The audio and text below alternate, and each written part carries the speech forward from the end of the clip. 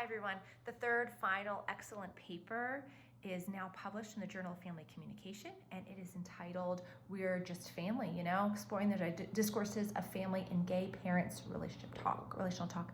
So this is by Dr. Benjamin Michael Alex Baker, and as with the other great pieces, I'm going to go over a few of the highlights from the piece. So I love the way that Dr. Baker starts off talking about the non-traditional is normative. The majority of American families are not the traditional form of a mother, a father, biological children intact. And then we're not even getting into happiness, brokenness, those sorts of things. But the majority of households are not traditional. So this is non-traditional is normative. It is the more frequent form. So much of the processes across family types work the same way. And one of those processes is the power of shared family identity to make the lives better of those family members. A stronger shared family identity, a stronger family. And so it stands to reason that research really needs to uncover how families do this, how they communicate their identity as a family within their own relationships with each other and to the outside world. Sorry, there's a dog in the background if you hear some snoring. So this piece is so important and so beautifully written to focus upon a particular family that is under-researched in the literature and bring through relational dialectics theory and contrapuntal analysis, really bring it to life so well, as we saw in the first piece. So the literature review is really, really wonderful, but some highlights I love that Dr. Baker draws from Dr. Baxter and talking about the realness, non-realness, and the intriguing position of legitimacy for gay parent families, which is the context within which he focuses this piece. He beautifully addresses the historical, empirical, and theoretical roads that he's walking down and now continuing with this great piece. So uses great language that not only cleanly addresses, which you don't have a lot of time to do in a publication, it cleanly addresses the phenomenon, but it does in such a way that really speaks to the voices of the participants. The whole piece draws you into that language, that discourse. His methods really speak to the relationship and trust that is bred between researchers and participants when you end up with such rich, meaningful results as we do here. The time, the dedication, the care for the researcher, from the researcher, and from the participants is just so impressive. I really appreciate it as a family scholar and as a family member, someone who loves families. My favorite section, perhaps, is the section in the results section. Within the results section, when Dr. Baker describes the DNFS, or the discourse of non-traditional family structure. This is something that gay fathers do when not just talking about their own family's important and unique challenges and opportunities, but also describing those of other diverse family types.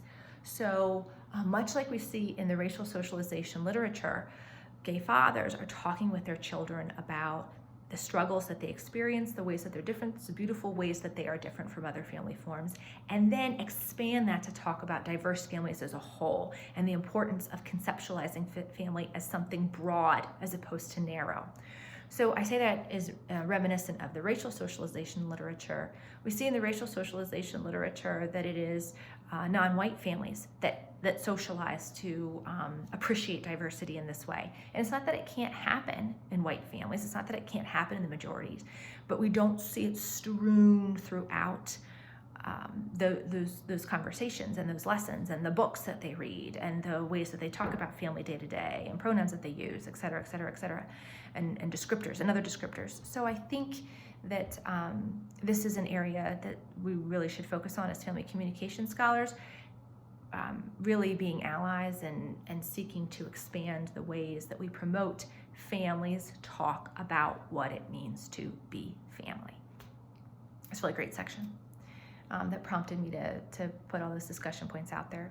So the families in Baker's sample really show us this, what he describes and his participants describe as radical normality of entertaining the predominant ideas of a traditional family life while also being defiant and diversifying families in various ways. So for example, connecting a couple of the points I just talked about, one couple speaks about their biracial adoption. And as in Rubinsky's piece, we see through this excellent execution of his interpretive analysis, we see this literature really brought to life for the reader in a way that is well digested and understood how it plays out in family discourse. Really great. Finally, I want to talk about the limitations section for a few minutes, which I know is usually not an exciting spot of most research articles, but I love the way that Dr. Baker does this limitation section. So he mentions socioeconomic status and gives great reasons for why it may matter, why this population had different opportunities and experiences than those who may not have come forward and been able to participate. So that's really great. The way that he describes that is excellent. He mentions children would be great, and I agree that it would be great to get children's perspectives in next studies. He mentions a few authors that do this type of work, and I would add Diana Brashears to this list. But yes, I agree that that's great. I'm not sure it's a limitation of this study, but certainly a future direction. And similarly, finally, in speaking about what we often call a social desirability bias, Dr. Baker describes the silence of participants. And he suggests and feels confident, and I think you should feel confident, Dr. Baker, that his participants weren't silenced in this process, that he built that trust, that there was that rapport, and that they were eager to disclose various things. They felt safe to do so. But I think it is wise to mention that silence can always play a role. When we talk about social desirability bias and we teach it to our students, one of the things that we ultimately say to them is social desirability bias is probably also internal bias that we have about ourselves. We not only have an idea of what researchers want to hear, which makes sense for this population and many populations, particularly this population, but we also have things that we ourselves want to feel about ourselves or feel more or less comfortable admitting to ourselves.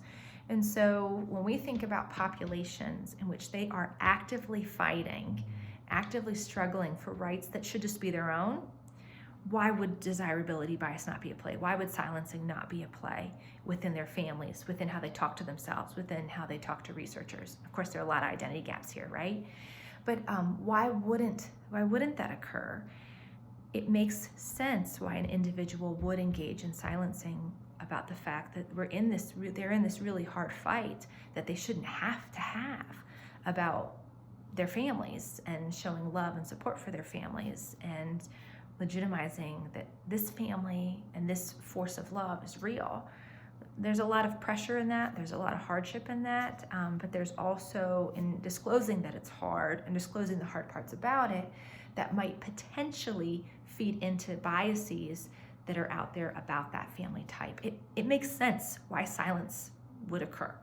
But hopefully, as researchers continue to engage in such innovative and hard, important trust-building processes, just as Dr. Baker engaged in here, hopefully as we do more of that, the silencing will be reduced. I appreciate all of these pieces, and again, I'm very sorry that we all couldn't be together to gab about these, but they've all really impressed me and inspired me in my own work and family life, and I'm sure that you feel the same way. Best to all of you.